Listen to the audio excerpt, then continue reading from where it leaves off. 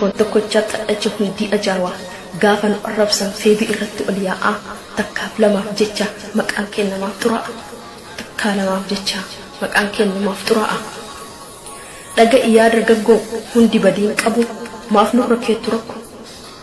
meeqa kamtu jira kan rakkataa dalagatu ishee kaayyoof jecha jireenyaaf jilbiifattu walitti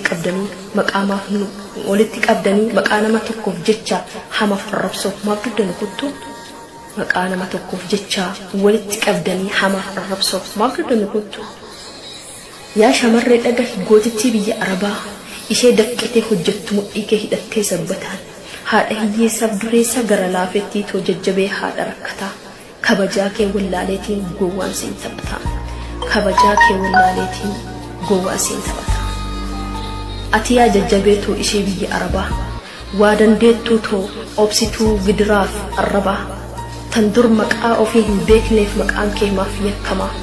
abshir obboleewwan too hunduu taajjabbiin dabara abshir obboleewwan too hunduu taajjabbiin dabara waan tokko siif dhaama na dhageettu yaa shamara arrabsoof maqaballeessi keessaniif bakka hin kennin adaraa kan fedhe si arrabsee kan fedhe si haa faarsu jecha sobaaf ololaaf kaayyoo keerraa sin maqsu jechi sobaaf ololaa kaayyoo keerraa sin maqsu ishee tokkoof lamaaf maqaan kenna balleessitu shamarran bakka buutumaaf waa'ee kenna odeessitu namu kaayyoo qaba akka itti jiraatu kan afaan beekuuf afaan hin beeknees nurratti afaan baratu dhalaa biyya arabaa jedha walitti qabee gowwaan qaaniif hin baratu dhalaa biyya arabaa jedha walitti qabee gowwaan qaanii isaan baratu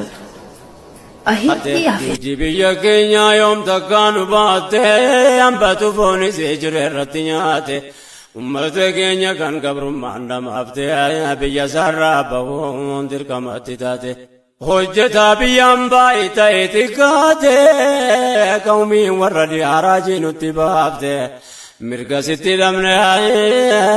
achitti nuuf laatte shiraan biyyarraa nu baafte waan jarra hojjetan garii qoranne yaa rabbi gargaarsa kee kadhanne rabbi keenya